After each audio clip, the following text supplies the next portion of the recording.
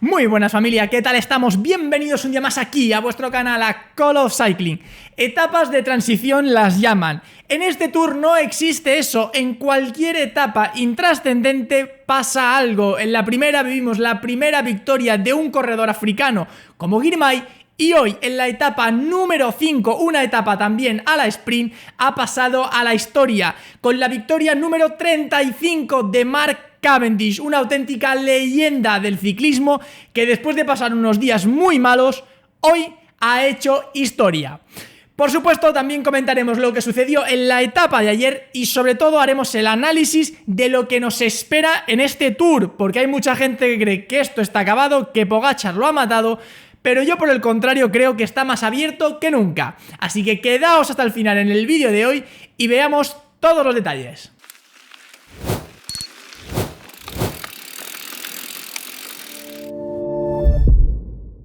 Bien, pues empezaremos rápidamente por lo que ha pasado en la etapa de hoy. Una etapa número 5 para los sprinters sin ningún tipo de misterio. Una etapa que no ha tenido ningún tipo de lucha, que los corredores se lo han tomado para descansar y donde todo se ha focalizado en la parte final, en un sprint masivo que se ha acabado llevando de una manera muy sólida Mark Cavendish, que a sus 39 años y en la que debería ser su última participación en el Tour de Francia, se ha llevado su victoria número 35, desempatando de esta manera con el caníbal, con Eddy Merckx, con el considerado por muchos el mejor ciclista de la historia de este deporte, para de esa manera convertirse en el corredor con más victorias del Tour de Francia. En 121 años de ronda francesa, Mark Cavendish hoy se ha convertido en el corredor con más victorias. Un corredor que ya de por sí es pura historia, porque como decimos, con 39 años y 35 victorias en el Tour, en 15 participaciones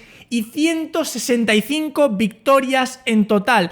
Un palmarés realmente espectacular, solo al alcance de leyendas. Y sobre todo es el ejemplo de este deporte. En este deporte hay que perseverar, no hay que desfallecer. Después de días al borde del abandono, donde le veíamos malísimo, prácticamente vomitando sobre la bicicleta, estando al borde del cierre de control, hemos visto como Mark Cavendish ha confiado, ha perseverado y sabe que después de la tormenta llega la calma. Y aquí ha encontrado su etapa para culminar su carrera de la mejor manera. Bueno, pues ahora hablemos de lo que pasó ayer. Desgraciadamente no pude hacer el vídeo porque llegué tarde del trabajo y ya no me dio tiempo, ¿de acuerdo? Quería hacer el vídeo bien porque había mucho que analizar, porque ha sido una de las etapas más interesantes, o la más interesante seguro, desde lo que llevamos del Tour, porque hemos podido ver la fuerza con la que está Pogačar, cómo intenta machacar, al menos en este inicio de Tour de Francia, pero también hemos podido ver cómo Jonas Vingegaard ha aguantado y sobre todo el comportamiento del resto de corredores, que nos ayuda mucho para ver lo que podemos esperar de aquí en adelante. Una etapa que era cortita, apenas llegaba a los 140 kilómetros, pero que tenía un desnivel muy importante, sobre todo focalizado en el Galibier. Un puerto larguísimo de 23 kilómetros en total, con pendientes no demasiado duras, pero sí muy consistentes y donde el ritmo iba a marcar la dureza de la ascensión. Además, la meta estaba situada justo en el descenso, por lo cual había dos carreras. Primero, a ver quién conseguía llegar primero a la cima, a ver cuánto tiempo se perdía en el ascenso, y después un descenso frenético que iba a acabar marcando las distancias finales. En esta etapa se creó desde el principio una fuga bastante grande de unos 19-20 corredores, pero siempre muy controlada con el pelotón y con una idea muy clara en la cabeza. Todo se iba a acabar decidiendo en el Galibier.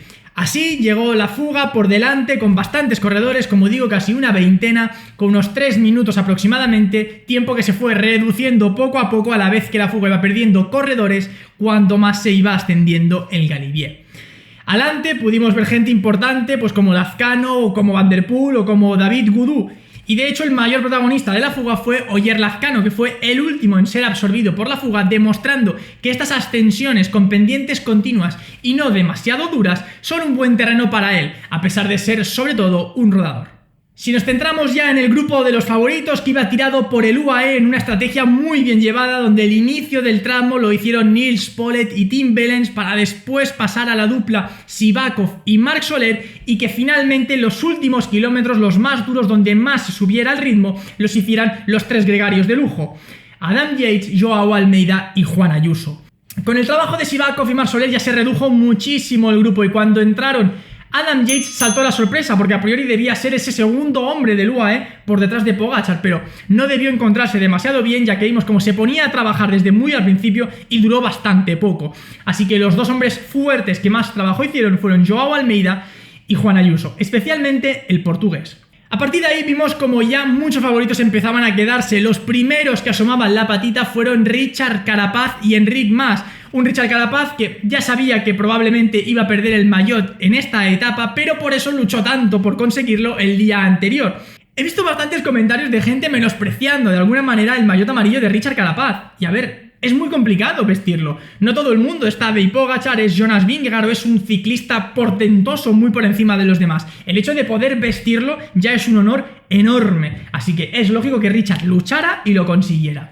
Como digo, fue de los primeros en quedarse junto con un Enric Mas que sigue demostrando la mala temporada que lleva. Ya se vio claro que el equipo no venía hecho en torno a él y ya sabemos por qué. No está bien, probablemente vaya increciendo durante el Tour de Francia, ya que así suele ir, pero ya ha perdido mucho tiempo y probablemente lo que debería dejar ahora es de centrarse en la general e intentar buscar alguna etapa. Lo que pasa que como nunca lo ha hecho, eso es complicado. A partir de ahí, otros corredores también fueron perdiendo, como Giulio Ciccone, como Egan Bernal, como Félix Gall, otros muchos corredores que estaban también ahí adelante iban perdiendo bastante tiempo. Al final quedó un grupo adelante bastante reducido, gente como Ayuso, como Tadej Pogačar, como Jonas Vingegaard, como Carlos Rodríguez, como Mikel Landa, Remco Evenepoel y Primo Roglic. Eran los más fuertes y así se llegó hasta aproximadamente los 2 últimos kilómetros, donde un Juan Ayuso, haciendo ya ese último esfuerzo, endureciendo muchísimo el ritmo, hizo entrar al grupo en el último kilómetro y fue precisamente ahí donde Tadej Pogačar arrancó. En las últimas rampas más duras, justo antes de coronar, el corredor esloveno pegó un arrancón espectacular y solo Jonas Vingegaard fue capaz de reaccionar. Vimos que le costó porque además llegaban unas curvas, consiguió ponerse a rueda pero muy al límite, y los últimos 200-300 metros empezó a perder distancia y acabó coronando con una diferencia de unos 7 u 8 segundos aproximadamente con el corredor esloveno.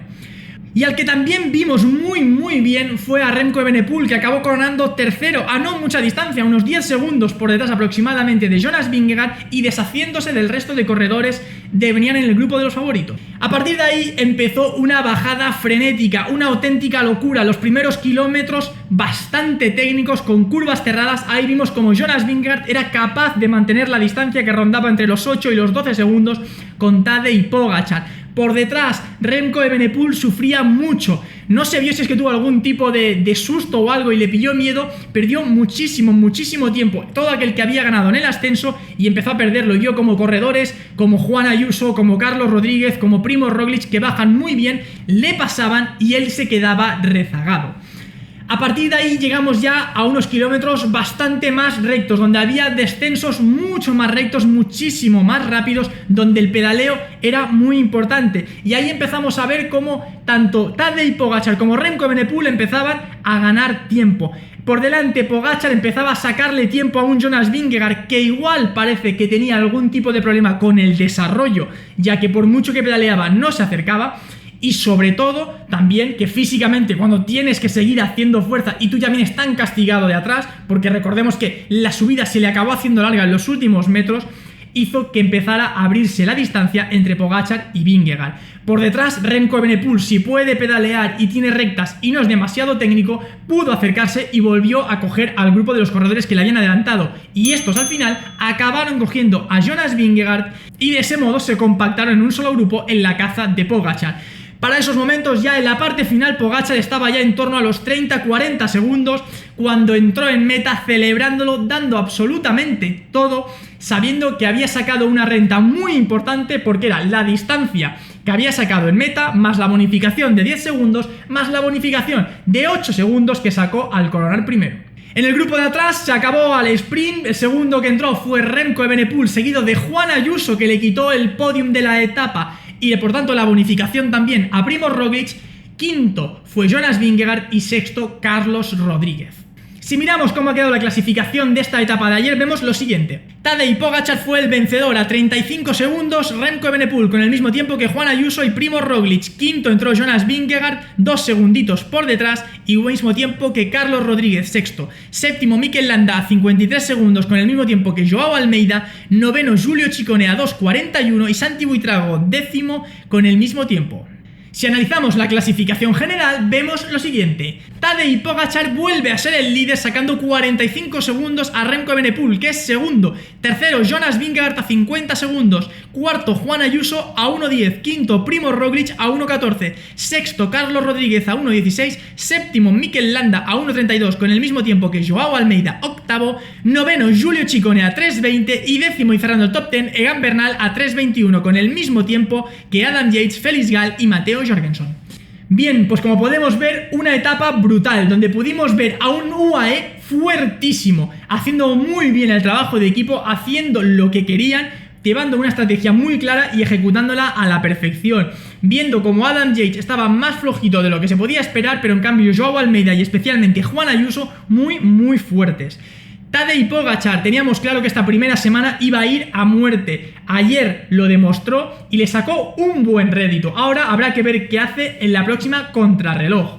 Jonas Vingegaard, pues la verdad es que fue muy esperanzador, porque el ver cómo aguantaba todo el puerto, un puerto tan duro, pero se quedó sin fuerza en los últimos metros y yo creo que eso también le pasó factura en el descenso. También hay que tener en cuenta que en los descensos precisamente es algo que se necesita competición, ritmo. Pogačar viene de hacer unos descensos espectaculares en el Giro de Italia y en cambio Vingegaard viene pues de no competir. Eso supongo que con el paso de las etapas lo irá mejorando. Remco Evenepoel, muy bien, la verdad, muy buenas sensaciones en el ascenso, mostrándose muy fuerte y muy sólido. En el descenso, sufriendo bastante en las zonas técnicas, nada nuevo, ya sabemos que no es especialmente habilidoso si lo comparamos con el resto de favoritos, pero en cambio cuando se pone la cosa recta y hay que pedalear, es un auténtico avión. Cómo recuperó el tiempo muy bien Remco Evenepoel. Juan Ayuso, como he dicho, espectacular. No solamente hizo un buen trabajo en el ascenso, sino que aguantó con los mejores y acabó sprintando para quitarle la bonificación a Primož Roglič. Un Primož Roglič que sigue un poco en terreno de nadie. En los ascensos no es capaz de estar con los mejores, pero en el descenso, bueno, acabó con ellos, con la gran mayoría. Así que habrá que ver cómo sigue avanzando. Gente quizá también como Egan Bernal, podíamos esperar un poquito más, que estuvieran más adelante, pero en cambio vemos que está bastante lejos de Carlos Rodríguez, que ahora sí o sí es el gran líder indiscutible, ya que ni Pidcock, ni Bernal, ni mucho menos G. Thomas están al nivel del corredor español.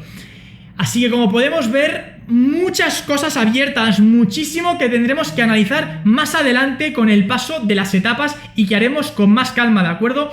Hoy simplemente quería analizar la etapa y sobre todo enviar un mensaje que creo que hay algunos que son un poquito pesimistas, ¿no? Es decir, Pogačar lo va a arrasar todo. Creo que Pogačar ha demostrado que está fuertísimo, pero creo que también se ha visto que queda mucho tour. 50 segundos a Jonas Vingegaard es tiempo, hombre. Por supuesto es mejor estar 50 por delante que 50 por detrás.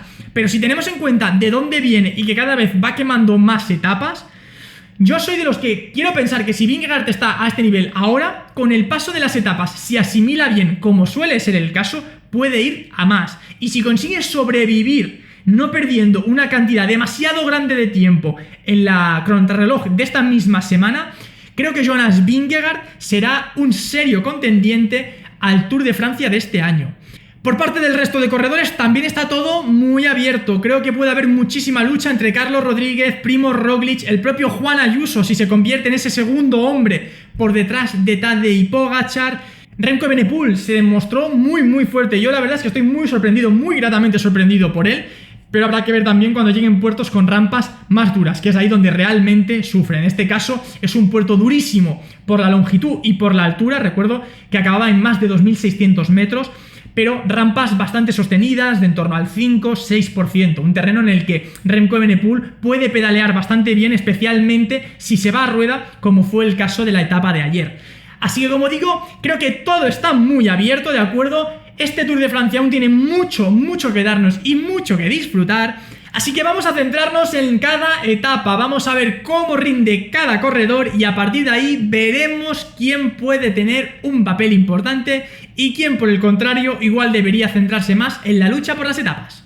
Como siempre te pido, si te ha gustado el vídeo, te ha parecido interesante, por favor dale un fuerte like y compártelo con quien le pueda interesar. Si no estás suscrito al canal, ¿a qué esperas? Si te gusta el ciclismo, este es tu canal. Por mi parte esto ha sido todo, pero nos vemos muy prontito con más vídeos y más etapas de este Tour de Francia. Hasta entonces me despido. ¡Adiós!